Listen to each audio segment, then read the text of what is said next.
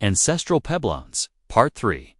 Cliff Dwellings of Mesa Verde. Today we're exploring the ancestral Pueblo cliff dwellings in Mesa Verde, Colorado. This is the third in a series of videos about the ancestral Puebloans. If you missed the first two, check them out here. We'll be exploring Chaco Canyon and then the Great Houses. The ancestral Pueblo people lived in the American Southwest from around 12,000 years ago until today. Their history is rich and spans the Four Corners region that includes parts of present-day Colorado, Utah, Arizona, and New Mexico. They are known for their impressive cliff dwellings, which were constructed between about 550 and 1300 CE in this time period. The ancestral Pueblo people had already constructed great houses in Chaco Canyon and the larger towns of Pueblo Bonito and Chetroketal. But over time, they built even more spectacular structures in the cliffs of Mesa Verde. Today, we are going to visit one of the largest cliff-dwelling complexes and learn why archaeologists think the ancestral Pueblo people built these structures. Before we travel back in time, let's see what life is like today at Mesa Verde. The park is located in southwestern Colorado and encompasses over 500 square miles or 1,300 square kilometers. It contains over 6,000 archaeological sites, including the largest collection of cliff dwellings in the world. Archaeologists have discovered over 500 rooms within these cliff dwellings alone. There are three main sections where you can experience the park. The Chopin Complex is home to the largest and best-preserved cliff dwellings. The park headquarters and museum are also located here. The Spruce Tree House and Balcony House are popular among visitors and are located in this section. Further down the road, you'll find the Petroglyph Point Trail, which offers visitors a chance to see ancient rock art. This trailhead is near the town of Mancos, Colorado. Further south in the park, you'll find the Longhouse and the Step House. These are two of the largest and most impressive structures in the park. The last section of the park is the hardest to access. You can only reach far-view sites via a 4-mile or 6.4-kilometer hike down a steep canyon. The hike takes about 2 hours each way, but the solitude and amazing views make it worth the effort. Now that we've seen what Mesa Verde looks like today, let's go back in time to 1250 CE. We're hiking along the same trail. As we go deeper into the canyon, we'll see how the ancestral Pueblo people built their homes right into the overhangs. And now we've arrived at Cliff Palace, the largest cliff dwelling in North America. Imagine you're an ancestral Puebloan looking for a new place to settle.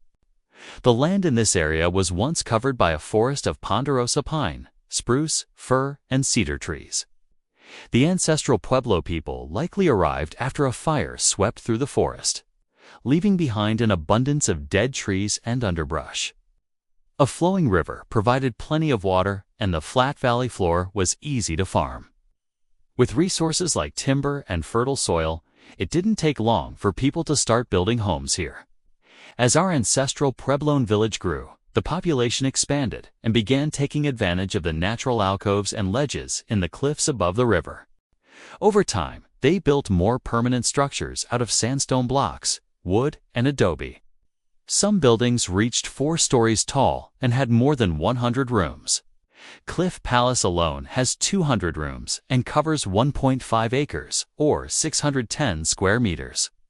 These cliff dwellings had thick walls to retain heat during the winter months, and they took advantage of every bit of sunlight they could get. They used solar passive design to keep the rooms warm in the winter and cool in the summer. In fact, these cliff dwellings were so well insulated that archaeologists found evidence that people continued living here year-round despite the cold temperatures. They built kivas, which are round rooms with a central fire pit in the center of their villages. These kivas helped keep the residents warm in the winter months.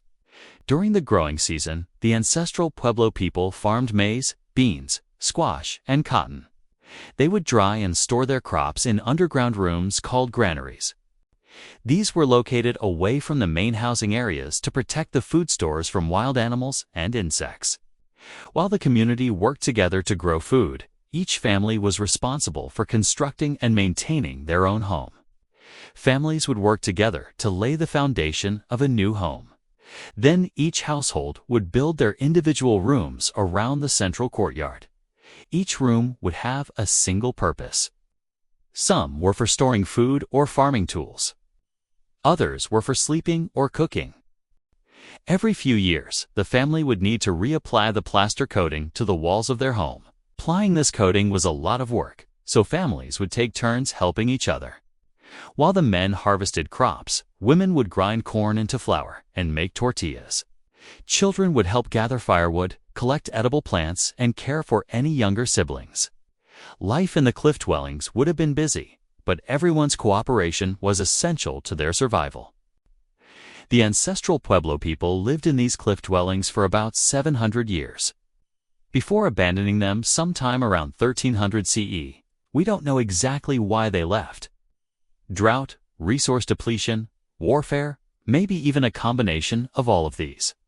Whatever the reason, the ancestral Pueblo people packed up and moved somewhere else, leaving behind these incredible cliff dwellings.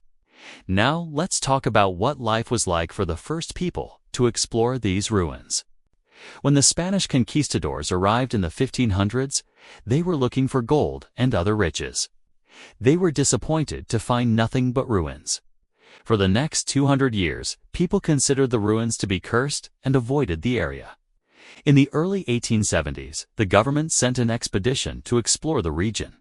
They found many artifacts, including pottery, stone tools, and baskets. People began visiting the ruins out of curiosity and to take souvenirs. By the turn of the century, looting had become such a problem that the government created a task force to stop it. This was unsuccessful because there were just too many sites and not enough people. In 1906, President Theodore Roosevelt set aside 53,000 acres, or 215 square kilometers, as a protected area. He wanted to preserve these ruins for future generations to enjoy. This is what eventually became Mesa Verde National Park. A local farmer named John Wetherill assisted the National Park Service in guiding early visitors to the park. Wetherill was a descendant of one of the original settlers in the area, and he knew the canyons and cliff dwellings like the back of his hand. In the 1920s, the government hired Wetherill to remove the artifacts looters had left behind. Wetherill and his two sons explored the hidden nooks and crannies of the cliff dwellings. They uncovered entire rooms filled with baskets, pottery, and other treasures. Many of these artifacts can be seen today in museums across the country. In the 1930s, the Works Progress Administration employed hundreds of people to excavate and stabilize the ruins. Many of these workers were local farmers who had lost their jobs due to the Great Depression. They made significant progress cleaning out rooms, reconstructing crumbling walls, and creating trails. One team even uncovered a petroglyph panel containing 200 petroglyphs. In 1941, the National Park Service opened the cliff dwellings to tourists. Visiting these ruins requires walking on wooden walkways. Archaeologists carefully plan these walkways so they have minimal impact on the ruins. But over the years, the wood rots and needs to be replaced. This process is expensive and dangerous. Visitors must be kept away while crews hang the new walkways. Because of this, they close one of the cliff dwellings every year to allow crews to replace the aging walkways. The National Park Service also works hard to preserve the artifacts.